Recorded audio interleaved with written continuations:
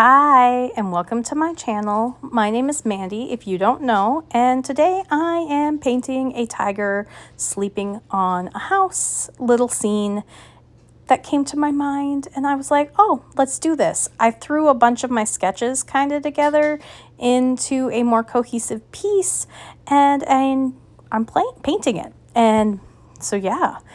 This whole thing started just because I've been really reading a bunch of speculative, surreal, magical realism things, and I love the idea of a giant tiger hanging out on a house and this little world. I don't know. I have this whimsical world in my head, and I'm kind of trying to create this little town with all the pieces that I'm doing lately.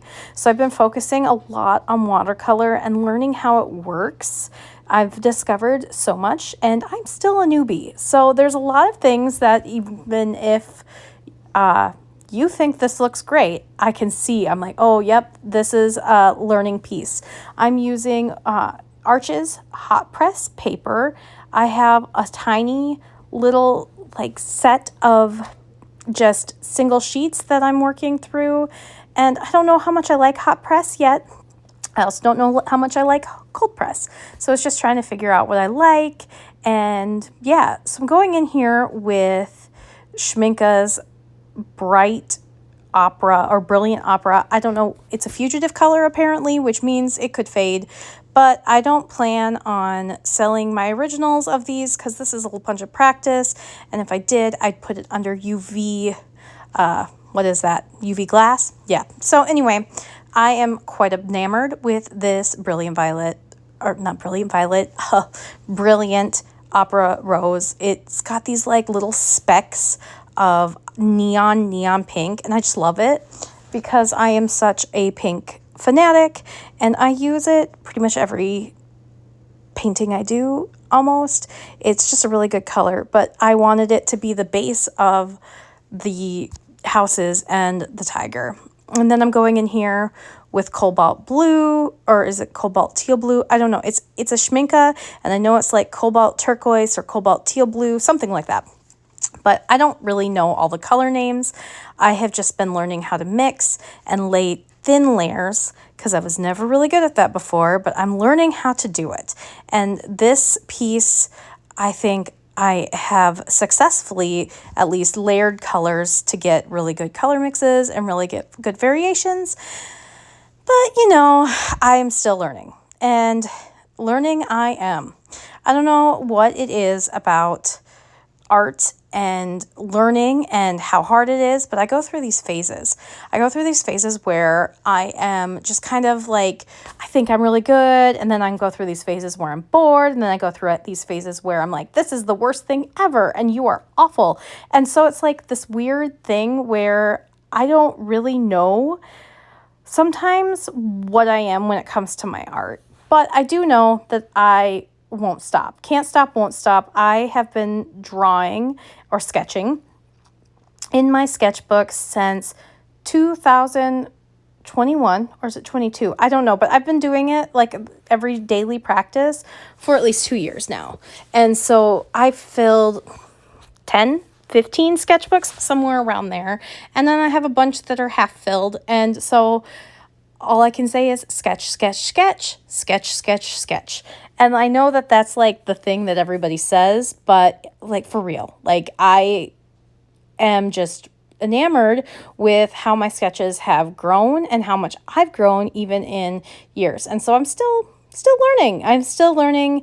I'm kind of figuring things out. I realized now right here in this part of this painting that I painted the roofs pink, and I didn't mean to. So I was trying to course correct. I wanted the top of the roofs to be a really nice neutral gray, and they didn't completely turn out that way, but I thought, okay, so I did the opera, and what can I do? Because I've been studying kind of mixing colors, and I've been playing around with how colors mix. And this piece itself only has 8 or 9 colors total in it.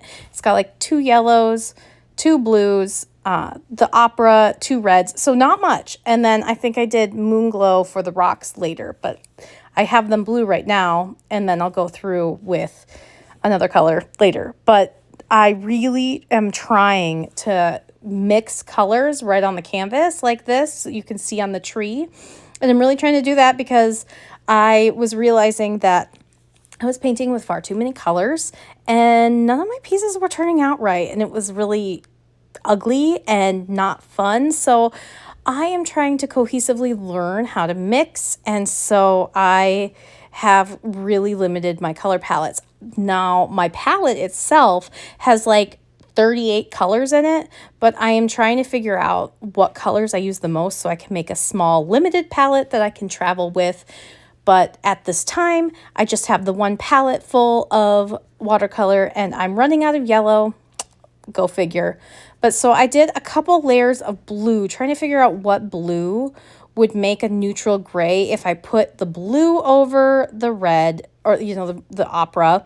And then I know I need to put another color. I could do yellow, and I think later I do kind of mahogany brown. So it's kind of gray, but you can still kind of see the colors, which isn't exactly what I wanted, but I think it turned out okay. And so right now they're just blue.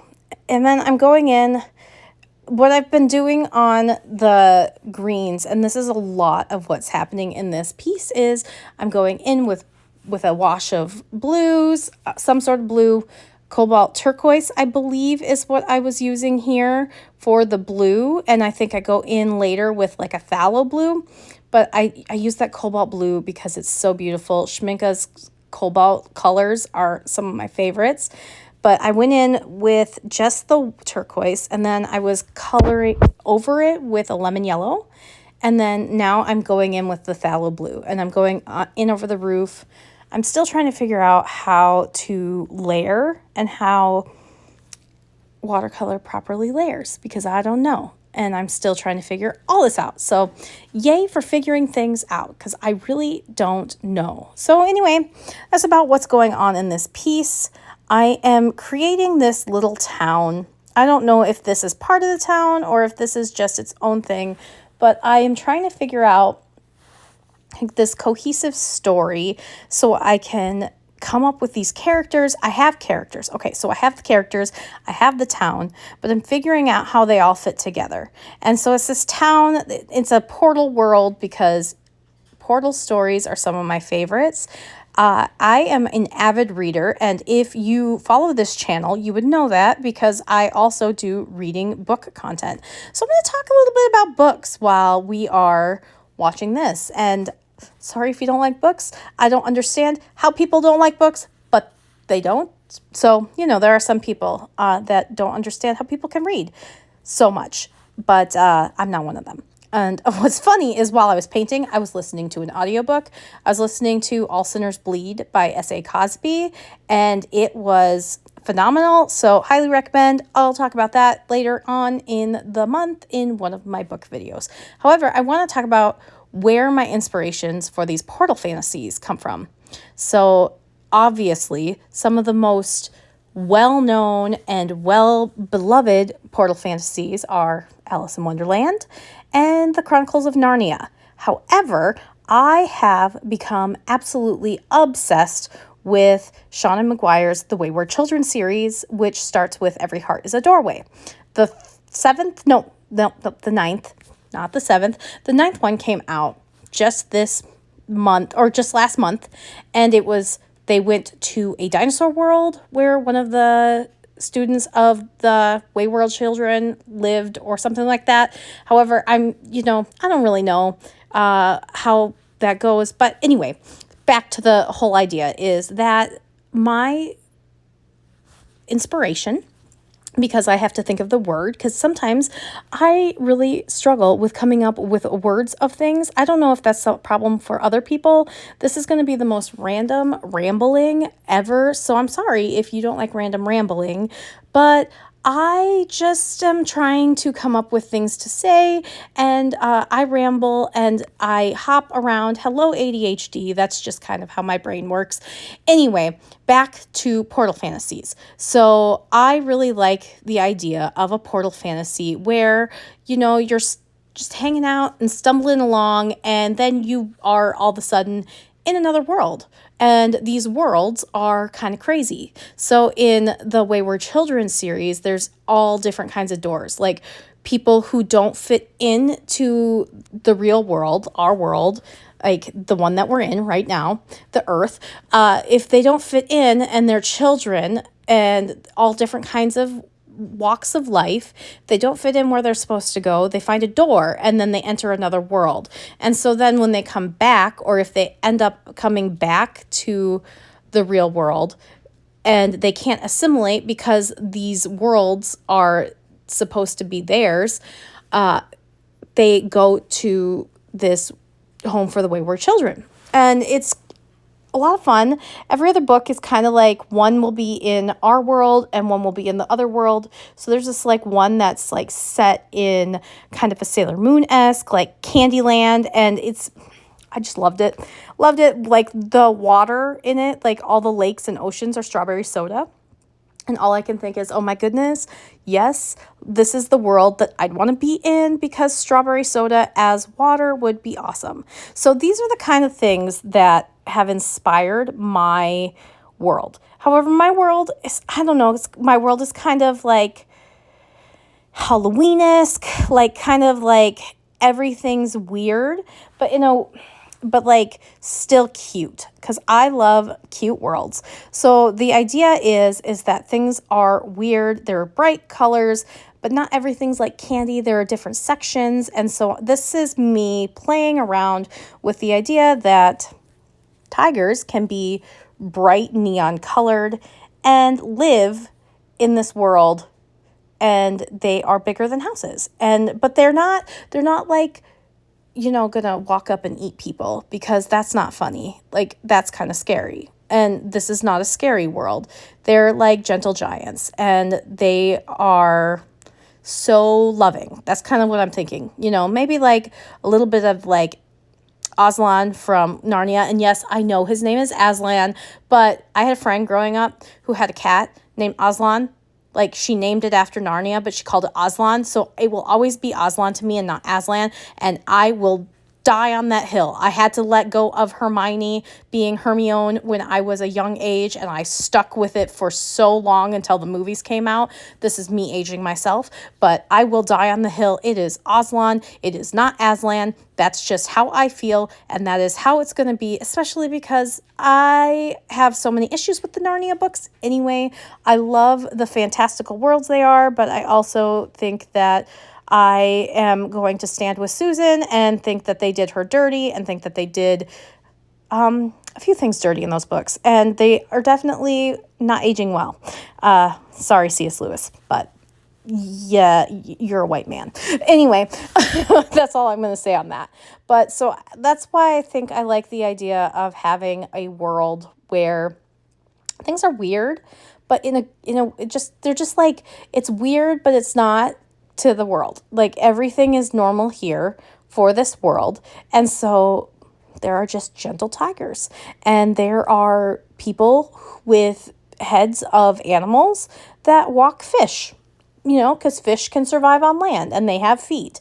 And so it's just kind of fun, and that's where I've been playing with. And so I have this main character, and his name is Earl Grey, and I want one of my next pieces, like my next paintings, to be Earl Grey, but I have kind of like stalled on developing his character.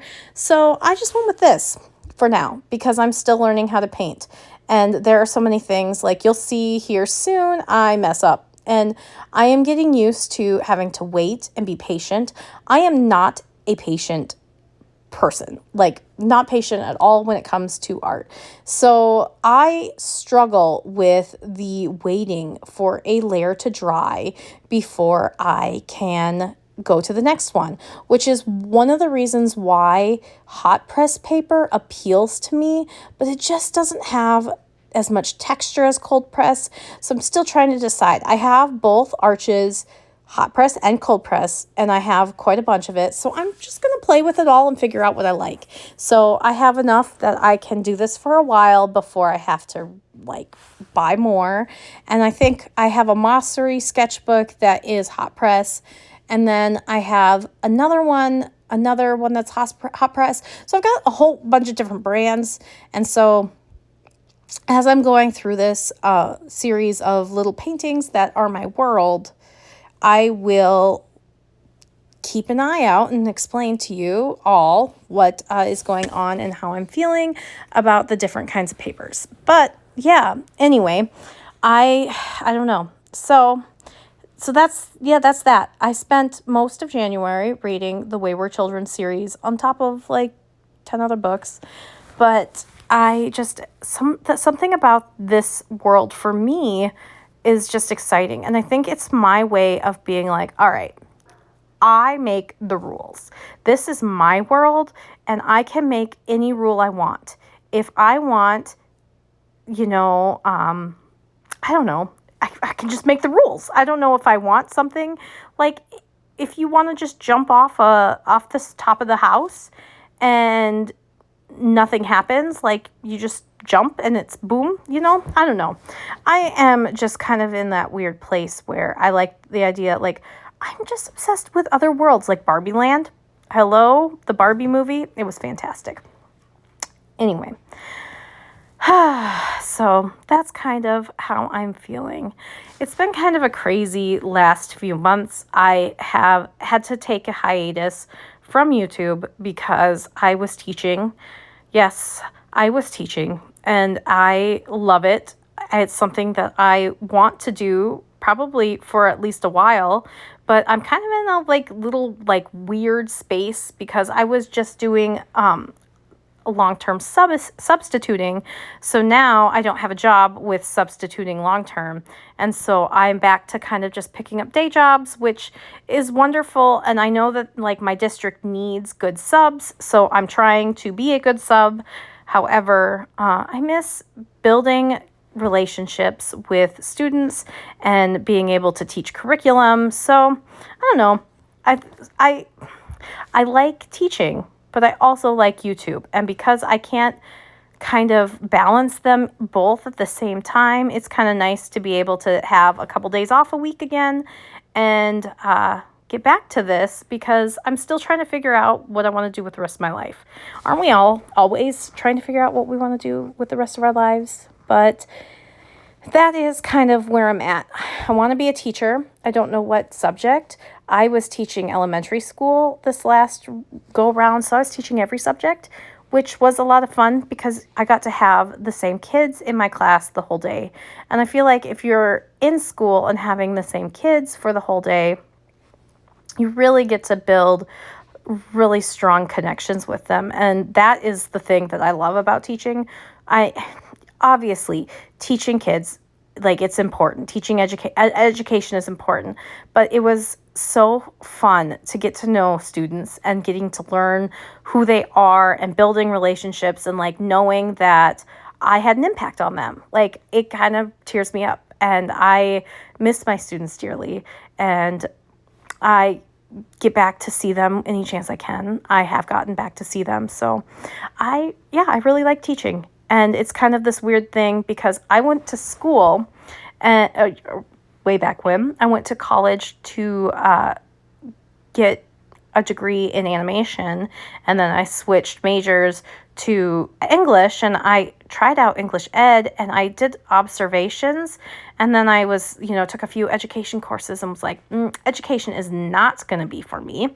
No, thank you. So the fact that it's been 10 or 11 years since I graduated college with my degree in English, that I am looking at alternative routes to get back to teaching or getting my full certificate. I don't know how it's working, but I'm trying to figure that out and working with my district to get a job. And it's just been a lot of up in the airs, but I know that I still want to maintain my YouTube channel on top of it. And I know that I've kept it pretty safe. I don't really tell my students I have a YouTube. I haven't told a single student I have a YouTube. And I think as long as I keep my content pretty chill, lax, like I have, I will be safe. So that's kind of my thought process with that. I keep and keep, you keep your work out of your stuff, and I'm talking a little bit about it, but I'm not like gonna go into any more detail than I really enjoy teaching. And so that is where, if I drop off the face of the earth, it's because I'm still figuring out how to navigate that. And so I have to put at least something on the back burner, and I can't put my kids on the back burner. I can't put my husband, well, I probably could put my husband on the back burner, because let's be real, he would love it if he could just sit and play video games every night. But I can't put my kids on the back burner, and I can't put my job. When I'm doing my job, I have to be doing my job. So I will take little breaks, and that's okay, because YouTube will still be here. And that's the wonderful thing about it. And I enjoy connecting with people on YouTube. I have learned so much from YouTube, not just like art, but I get inspired in so many different ways. I have picked up so many books because of booktubers. I have learned some really cool techniques for art thanks to some artists. And yeah, it's a great place to be. I never knew how awesome YouTube was until I started a YouTube channel.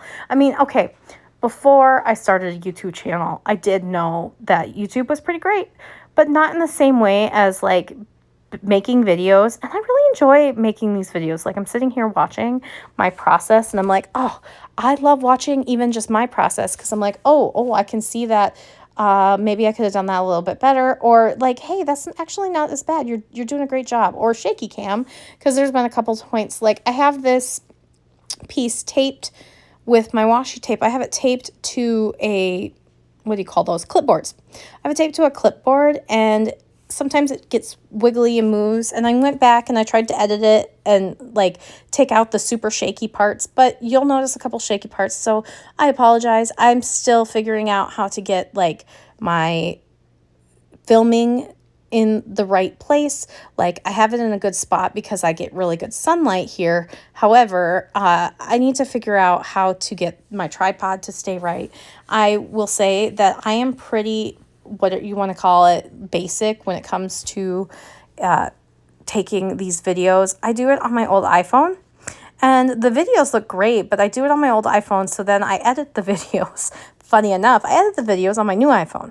And so I use Adobe Premiere Rush to do this. So it's like, oh, everything is on my phone. And then I upload it right on my phone. I use Canva to make my thumbnails. So it's like anyone can do what I do, like edit these videos and things. You can do it. If you can like play on your phone, you can edit a video. And I really like that I can do this, because one of the big things that held me back from starting my YouTube for so long was I was like, I need a computer that has editing software, and maybe someday I will have that with a nice camera. But I don't know. I think that using my phone makes it really accessible to me. And the only problem I have is that some people, I'm sure, can keep their videos forever. I have to delete them because they get to be quite a few gigabytes. So once they're up on the tube, I remove them from my phone and whatnot. So anyway, yeah. All right, and now here I am. Yes, I'm going in with, this is Daniel Smith's Moonglow. I guess this is also a fugitive color. I don't pay much attention to those things. I don't draw to sell things. Like, and if I were to draw to make money, like if this were to be something that I was going to put in a children's book, it would still get scanned anyway, and then I'd have to go and digitally edit it to make sure it looked good, like prints and things. So like that kind of stuff for me, because I'm not selling originals, I don't worry about fugitive colors. Like I said earlier, I do what I like, where I like it. So all of the rocks to get that color, the base, I just left them alone after the base of that cobalt blue. And then I went, or cobalt turquoise, not blue, because cobalt blue would be very different. I went back in with the Daniel Smith Moonglow, which is this beautiful, like, shadowy purple. And I use that so often in my sketchbook. My friend showed it to me last year, or was it last year or the year before? I don't know. She showed it to me and it was beautiful and I loved it. She gave me like a little, like she had like half a pan left, not half a pan, but like half of a half pan left. And she was like, well, I have this extra, so you can go ahead and have this because I have another one at home. I was like, awesome. I used it so much that I had to go out and get my own like 15 milliliter tube, and I have it sitting. So I filled my half pan once since then, so, and I use it all the time. So it's kind of funny, like how little you have to fill these pans of watercolor, which I love. Like it's really expensive to get the really good stuff, but then it lasts forever. So yeah, I have to refill my like lemon yellows, which is the first time I've had to refill them. But I'm so excited. I did get the retro Schminke Horadam like mixing set. So I'm excited to try that out and see if I just do those with a couple extra colors in a palette. And I think that's what I'm going to do. I was very excited to find it. I wanted to try their like cochineal, I don't know, the bug, crushed up bug stuff, because how fun is that there's a red that they use like bug to make it, and I'm here for that because that's fun. And I don't remember how it's pronounced. I looked online at one point, but it's like this red on videos looks just gorgeous. So they released this like special edition, so I got the whole like set and then an extra of the cochineal red. I don't know what it's called. I should not say that. Anyway, that's kind of how that is. So yeah. Oh man, I am really proud of myself with this piece. Right now, in the process of this, I am now going in with my Gretzky Zero fine liner brush. I got them from the Craft Damo, and they are just great brushes. I love that I could support an artist that I'm such a fan of, and I have never lined an entire piece before with watercolor. So I was really challenging myself with this. And there are a lot of lines where I'm like, oh, that could be better, because it is really hard to hold straight with you can see right here, hold straight with a paintbrush, and paintbrushes are hard to control. Even with that little fine zero tip, it was very hard to get these straight lines. So I had to fix things, as I went.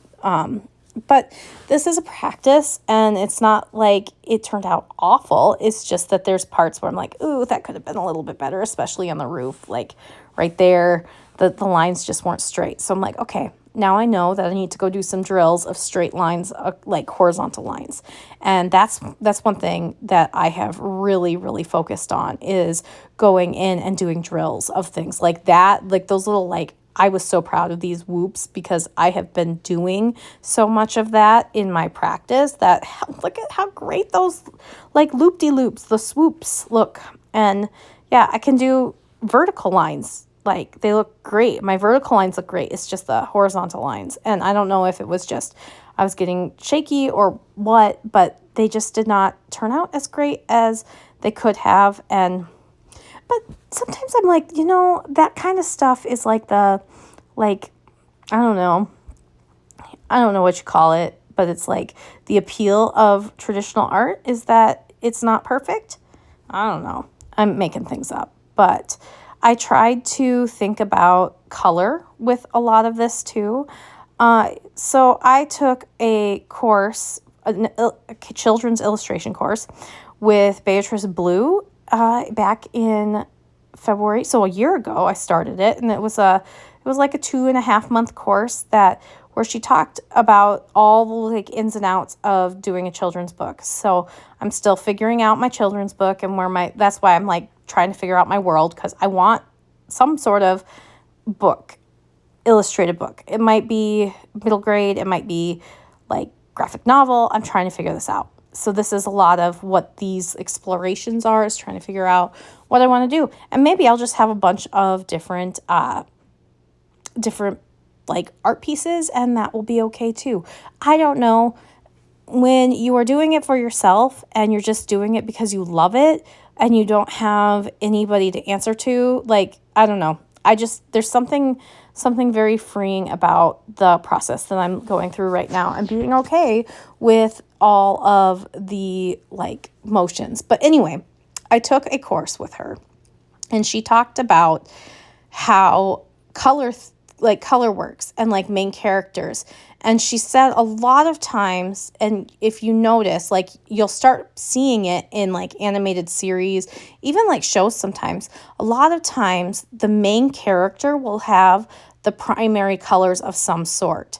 And so the focus of something will be like you make something all that color. And so I'm really trying to focus on that. So like I wanted the main focus of this to be the tiger, and the tiger is orange, and then the houses are red, so they're kind of getting in there, like the oranges, and there's a little bit of yellow on the tiger as well, and then the roofs are like a blue-gray, so then everything else is the complementary color to red, which is green. So I was really trying to like bring focus to the tiger and have like the tiger and the houses, because they're the main characters of this piece, and then kind of go from there.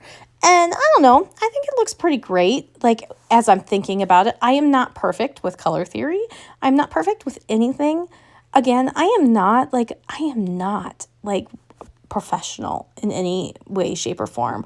I am just somebody who loves art. Art has been my life for, I don't know, forever. I know that art doesn't have to be perfect. Art doesn't have to be anything but just fun. Like, I'm just having fun. And like, you can have the good supplies, you can have the good whatever, you can have the good artistic skills. Like you can be good. I can like I've crafted this. I have literally filled sketchbook after sketchbook after sketchbook after sketchbook for myself, not because like I like the idea of doing a children's book. Yes, that sounds wonderful, but it's not because like I want it to be my end all be all. I just think it'd be really cool to like leave that behind for my kids, or like leave that behind for whatever, or just being like, look, students, you can do this too because I'm doing it. And it's a really fun thing to share, that like you don't have to be a full-time artist to be able to do these things outside of that, you know? So I'm not a full-time artist. I don't know that I ever want to be a full-time artist. I thought at one point in my life I wanted to be a full-time artist, and I'm actually really glad that I'm not, because I'm able to make mistakes like this part right here made a huge mistake, and I fix it later because it looks awful, but I'm able to make these mistakes and not feel like my whole like livelihood is depending upon my mistakes or the algorithm or whatever, or my like subscribers here on YouTube. Like, this is just fun for me, and I like connecting. I like talking about art. I like inspiring people to go out and do art, even if you're not great, even if you're not gonna ever like do anything with it except for yourself. Like, these things, like this piece just makes me happy. Like it, and like I hope when you look at it as I'm doing this, it's making you happy. I hope that like my random talking is funny or like comforting to you, because I am far from perfect. I am just kind of a weird person, and that's okay, because I'm a normal, not normal. I'm a human who has her own idiosyncrasies, who has her own personality, and I know that at this point, I'm 36 years old. I'm not going to vibe with everybody, and not everybody's going to love this. Not everybody's going to love my style. Not everybody's going to love, my rambling talking and jumping from squirrel moment to squirrel moment. But like the people who do, those are the people that I'm, reaching out to. So that's kind of like where I'm at with like all of this, is that at one point in my life, I wanted to make art my whole world, but I'm really glad that I didn't. It is not my whole world, but it is a huge part of it. And like, I am okay with the fact that I have a job outside of this. I have kids, and that I use that job and all of those kind of things to be able to fund this, because this is like my soul and my bread and butter. But like, the only person that I have to show up for is me. So like, when I do my sketchbook, it is literally for me. Like, it's not for anybody else. I share it because I love sharing it, because it makes me so happy. I want to share my happiness with the world. I have been through so much garbage, just so much garbage in my life. Like, I have been, excuse me as I cough, but I have been like incredibly depressed. I have a chronic mental illness, and so like, it's something that will never go away, and this is something that brings me joy, keeps me focused, and is my part of my mental health. So I just love sharing that because it's part of my journey, and part of my journey of mental healing is in this. And painting, if I don't paint like at least 4 times a week, and I don't put watercolor to paper, I have a bit of a rough time. So it's okay. Like, you can have the fancy stuff, you can have the cheap stuff. I like the fancy stuff because I like to feel like I am treating myself well. And so that's kind of like the whole thing. But anyway, this is my piece. I am hoping that you have enjoyed my rambling, that you have enjoyed this piece. This was something that just kind of I wanted to create. I am trying to use my good paper. I'm trying to like learn how to do these things, like do all of this detailing with my watercolor. And I think for the most part, I think it turned out pretty well. See, here's the point where I'm fixing that. And I mean, I fixed it. It doesn't look great, but it's better. It's better than what it was, because I don't know what it was. But yeah, so, and then I'm going in with some details because I really like details. Yay, details. But that's about it. That's my piece, and that is how I came up with this. And I don't know. I just am going to go and drink some coffee, probably, because I really like coffee, and watch some Grey's Anatomy or read a book or listen to something. I have no idea, but tape coming off. This is my favorite. I love this. I just love this piece. So I hope you love it.